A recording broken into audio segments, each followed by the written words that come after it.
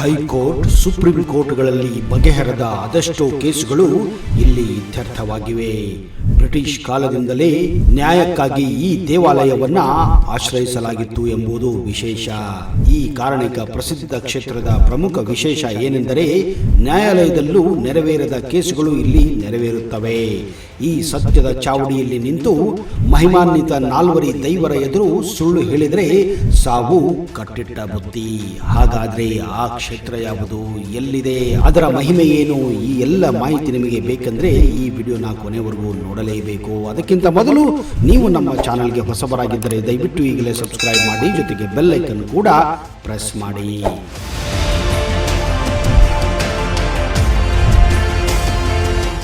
ನಮಸ್ಕಾರ ಸ್ನೇಹಿತರೆ, ನಿಮಗೆಲ್ಲ ಆತ್ಮೀಯ ಹಾಗೂ ಅದ್ದೂರಿ ಸ್ವಾಗತ. ಮನಸ್ಸಿನಿಂದ ಸಂಕಲ್ಪಿಸಿದ್ದರೆ ಅದು ಹರಕೆಯಾಗಿ ಮಾರ್ಪಾಡುವ ಸತ್ಯ ಸ್ಥಳ ಕಾನತ್ತೂರು ಶ್ರೀ ನಾಲ್ವರ್ ದೇವಸ್ಥಾನ. ಮಲಬಾರ್ ಹಾಗೂ ದಕ್ಷಿಣ ಕನ್ನಡದ ಪರ್ಯಾಯ ಪರಮೋನ್ನತ ನ್ಯಾಯ ದೇಗುಲವೆಂದೇ ಪ್ರಸಿದ್ಧಿ ಪಡೆದಿದೆ. ಸತ್ಯ ಮತ್ತು ನಂಬಿಕೆಯ ಮೂಲಕ ಸಹಸ್ರಾರು ತಕರಾರುಗಳನ್ನು ಇತ್ಯರ್ಥಪಡಿಸಿ ನ್ಯಾಯ ಒದಗಿಸಿಕೊಡುವುದು ಈ ದೇವಸ್ಥಾನದ ವಿಶೇಷತೆ. ಕೇರಳ ಹಾಗೂ ಕರ್ನಾಟಕದ ನ್ಯಾಯಾಲಯಗಳಲ್ಲಿ ಇಲ್ಲಿನ ತೀರ್ಪಿನ ಪ್ರತಿ ದಾಖಲೆಯಾಗಿ ಅಂಗೀಕರಿಸಲಾಗುತ್ತದೆ. ದಕ್ಷಿಣ ಕನ್ನಡ ಜಿಲ್ಲೆಗೆ ತಾಗಿಕೊಂಡಿರುವ ಕೇರಳ ರಾಜ್ಯದ ಕಾಸರಗೋಡಿನ ಬೋವಿಕ್ಕಾನ ಸಮೀಪದಲ್ಲಿದೆ ಕಾನತ್ತೂರು ಶ್ರೀ ನಾಲ್ವರು ದೈವಗಳ ಶ್ರೀ ಕ್ಷೇತ್ರ. ನ್ಯಾಯ ದೇಗುಲವಾಗಿ ದೇಶದ ಸುಪ್ರೀಂ ಕೋರ್ಟ್ಗಿಂತಲೂ ಹೆಚ್ಚು ಪವಿತ್ರತೆ ಮತ್ತು ಸತ್ಯದ ಕೇಂದ್ರವಾಗಿ ಇರುವ ಕಾನತ್ತೂರು ಕ್ಷೇತ್ರ 21ನೇ ಶತಮಾನದಲ್ಲೂ ಜನರ ಅಪರಿಮಿತ ಭಯ, ಭಕ್ತಿ ಮತ್ತು ಶ್ರದ್ಧೆಯ ಪ್ರಧಾನ ಕೇಂದ್ರವಾಗಿ ಗುರುತಿಸಿಕೊಂಡಿದೆ.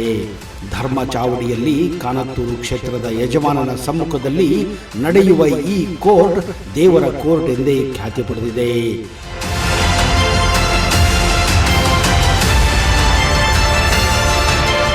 ಇದು ಕಾನತ್ತೂರು ನಾಲ್ವರ ದೈವಗಳ ಕ್ಷೇತ್ರ. ಜನರು ಈ ಕ್ಷೇತ್ರದ ಹೆಸರು ಕೇಳಿದರೇನೆ ಭಯ ಪಡುತ್ತಾರೆ.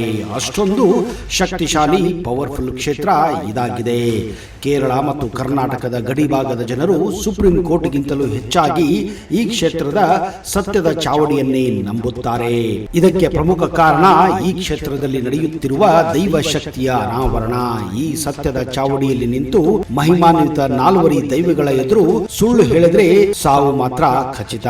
ದೇವರ ಕೋರ್ಟ್ನಲ್ಲಿ ಸುಳ್ಳು ಹೇಳಿ ತಪ್ಪಿಸಿಕೊಂಡಿರುವ ಉದಾಹರಣೆಗಳೇ ಇಲ್ಲ, ಹಾಗೂ ಬದುಕಿರುವವರ ನಿದರ್ಶನವೇ ಇಲ್ಲ. ನಾಲ್ವರು ದೈವಗಳ ಮುಂದೆ ಸುಳ್ಳು ಎಂದು ತಲೆ ಎತ್ತಿಲ್ಲ. ಇದು ಕಾನತ್ತೂರು ಕ್ಷೇತ್ರದ ಮಹಿಮೆ ಹಾಗೂ ಚಮತ್ಕಾರ. ಕಾನತ್ತೂರು ಕ್ಷೇತ್ರದಲ್ಲಿ ವಿಷ್ಣುಮೂರ್ತಿ, ರಕ್ತೇಶ್ವರಿ, ಉಗ್ರಮೂರ್ತಿ ಮತ್ತು ಚಾಮುಂಡಿ ಪ್ರಧಾನ ದೈವಗಳು.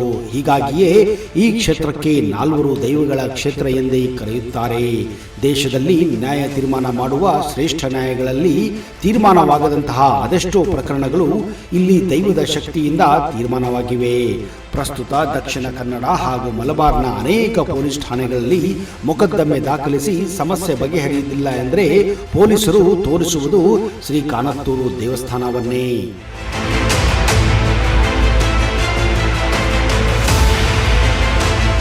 ಕಾನತ್ತೂರು ಶ್ರೀ ನಾಲ್ವರ್ ದೇವಸ್ಥಾನದಲ್ಲಿ ದಿನಂಪ್ರತಿ ಯಾವುದೇ ಜಾತಿ ಮತ ಭೇದವಿಲ್ಲದೆ ಹಲವಾರು ದೂರ ಮತ್ತು ಸಂಕಷ್ಟಗಳನ್ನ ಹೊತ್ತು ತಂದು ಬಳಿಕ ಪರಿಹಾರ ಕಂಡುಕೊಂಡು ಹಿಂದಿರುಗುತ್ತಾರೆ ಇಲ್ಲಿನ ಭಕ್ತರು.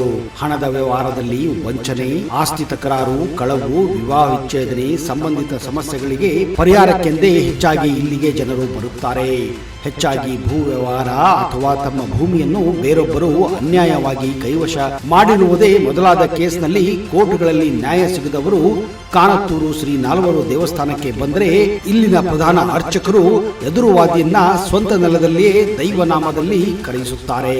ಒಂದು ಕಡೆಯವರು ಕ್ಷೇತ್ರಕ್ಕೆ ಬಂದು ದೂರು ನೀಡಿದರೆ ಇನ್ನೊಂದು ಕಡೆಯವರನ್ನ ಕ್ಷೇತ್ರದ ಆಡಳಿತ ಮಂಡಳಿ ನೋಟಿಸು ಕಳಿಸುತ್ತದೆ. ಆ ನೋಟಿಸನ್ನು ಯಾರು ಅಲ್ಲಗಳೆಯುವಂತಿಲ್ಲ. ನೋಟಿಸು ಕೈ ಸೇರಿದ ತಕ್ಷಣ ನಿಗದಿತ ದಿನಾಂಕದಂದು ಈ ಎರಡೂ ಕಡೆಯವರು ಕ್ಷೇತ್ರಕ್ಕೆ ಆಗಮಿಸುತ್ತಾರೆ. ಒಂದು ವೇಳೆ ಕ್ಷೇತ್ರದ ನೋಟಿಸ್ ನಿರಾಕರಿಸಿದಲ್ಲಿ ಕ್ಷೇತ್ರದ ಆಡಳಿತ ಮಂಡಳಿ 3 ಬಾರಿ ನೋಟಿಸ್ ಅನ್ನ ಕಳಿಸುತ್ತದೆ. 3 ಬಾರಿಯೂ ನೋಟಿಸ್ ಅನ್ನು ಕಡೆಗಣಿಸಿದಲ್ಲಿ ಕ್ಷೇತ್ರದ ಮುಕ್ತೇಸರರು ಅದನ್ನ ದೇವರಿಗೆ ಬಿಟ್ಟು ಬಿಡುತ್ತಾರೆ.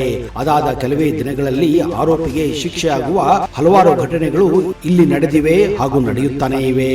ಹೇಳಿದ ದಿನಕ್ಕೆ ಸನ್ನಿಧಿಗೆ ಬರುವ ಇತ್ತಂಡ ಸಂಘದವರನ್ನು ಪಕ್ಷಪಾತವಿಲ್ಲದೆ ವಿಚಾರಣೆ ಮಾಡಲಾಗುತ್ತದೆ. ಸುದೀರ್ಘ ವಿವಾದಕ್ಕೂ ಚರ್ಚೆಗೂ ಕೆಲವು ಒಡಂಬಡಿಕೆಯ ನಂತರ ಮ್ಯಾನೇಜಿಂಗ್ ಟ್ರಸ್ಟಿ ಪ್ರಶ್ನೆಗೆ ಒಂದು ತೀರ್ಪು ಕಲ್ಪಿಸುತ್ತಾರೆ.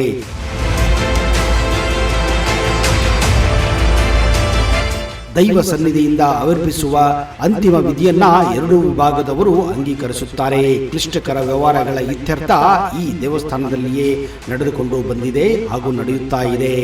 ಈ ದೇವಸ್ಥಾನದ ಶಕ್ತಿಯೇ ಅಂಥದ್ದು ಸ್ನೇಹಿತರೆ. ಸತ್ಯ ಮತ್ತು ನಂಬಿಕೆಯ ಆಧಾರದಲ್ಲಿ ತಕರಾರುಗಳನ್ನು ಇತ್ಯರ್ಥಪಡಿಸಿ ನೀತಿ ಪೀಠ ಇದಾಗಿದೆ. ಮನಸ್ಸಿನಲ್ಲಿ ಸಂಕಲ್ಪಿಸಿದ್ದೇ ಹರಕೆಯಾಗಿ ಮಾರ್ಪಟ್ಟು ಇಷ್ಟಾರ್ಥ ಈಡೇರುವ ಕಾರಣಿಕ ಇಲ್ಲಿಯದ್ದು. ಅದಕ್ಕಾಗಿ ಹೆಚ್ಚಿನವರು ಇಲ್ಲಿನ ಹೆಸರನ್ನು ಅನಗತ್ಯವಾಗಿ ಎತ್ತಲು ಹೆದರುತ್ತಾರೆ. ಸಮಸ್ಯೆ ಪರಿಹಾರಕ್ಕಾಗಿ ಪ್ರತ್ಯೇಕ ಮೊಬಲಗು ನಿಗದಿ ಮಾಡದಿದ್ದರೂ ಭಕ್ತರ ಕಾಣಿಕೆಯೇ ಮುಖ್ಯ ಆದಾಯ ಈ ದೇವಸ್ಥಾನಕ್ಕೆ ಆಗಿದೆ. ಕಾನತ್ತೂರು ನಾಲ್ವರ ದೇವಸ್ಥಾನವು ಪುದುಕೋಟಿ ನಾಯರ ತಲವಾಡಿಯವರಿಗೆ ಸೇರಿದ್ದು ದೇವಸ್ಥಾನದ ಆಡಳಿತ ನಡೆಸುವ ಹಕ್ಕು ಇವರದಾಗಿದೆ. ಪ್ರತಿ ವರ್ಷ ಧನು ತಿಂಗಳು ಅಂದರೆ ಡಿಸೆಂಬರ್ನಲ್ಲಿ ಕಾನತ್ತೂರು ಕಳಿಯಾಟ ಮಹೋತ್ಸವ ಜರುಗುತ್ತದೆ. ಕಳಿಯಾಟ ಮಹೋತ್ಸವದ ಅಂಗವಾಗಿ ಪ್ರೇತ ಉಚ್ಚಾಟನೆ ಎಂಬ ಮಹತ್ ಕಾರ್ಯ ಶ್ರೀ ನಾಲ್ವರು ದೇವಿಗಳ ಮತ್ತೊಂದು ವಿಶೇಷತೆ. ಈ ವೇಳೆಯಲ್ಲಿ 2,000-3,000 ಪ್ರೇತ ಉಚ್ಚಾಟನೆಗಳು ನಡೆಯುತ್ತವೆ. ಹರಕೆ ಹೊತ್ತು ತೀರಿದಂತಹ ಪ್ರೇತಗಳಿಗೆ ವಿಮೋಚನೆಯನ್ನು ಕೂಡ ಕೊಡಲಾಗುತ್ತದೆ.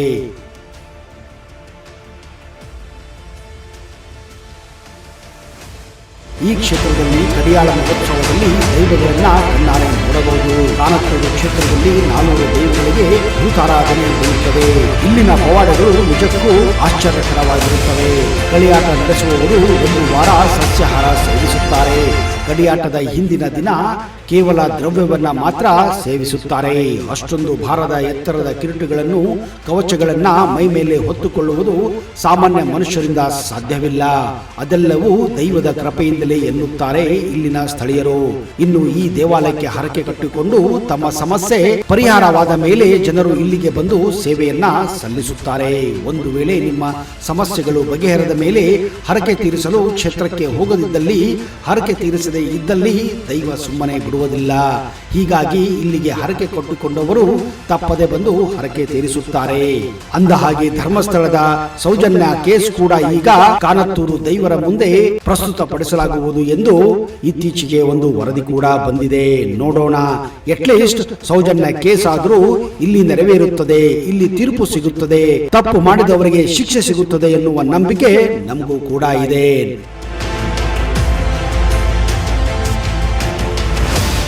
ಒಂದು ವೇಳೆ ನಿಮಗೆ ಈ ವಿಡಿಯೋ ಇಷ್ಟ ಆದಲ್ಲಿ ಜೈ ಕಾನತ್ತೂರು ದೈವ ಎಂದು ಕಮೆಂಟ್ ಬಾಕ್ಸ್ ಅಲ್ಲಿ ಹಾಕಿ.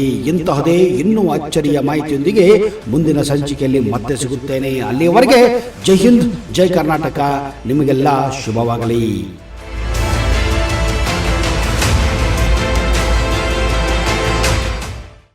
ಸ್ನೇಹಿತರೆ, ಎಂಥದೇ ಸಮಸ್ಯೆ ಇರಲಿ ಹಿಂದೆ ರಾಘವೇಂದ್ರ ಗುರೂಜಿಯವರನ್ನ ಸಂಪರ್ಕಿಸಿ ಹಾಗೂ ತಕ್ಕ ಪರಿಹಾರ ಪಡೆಯಿರಿ.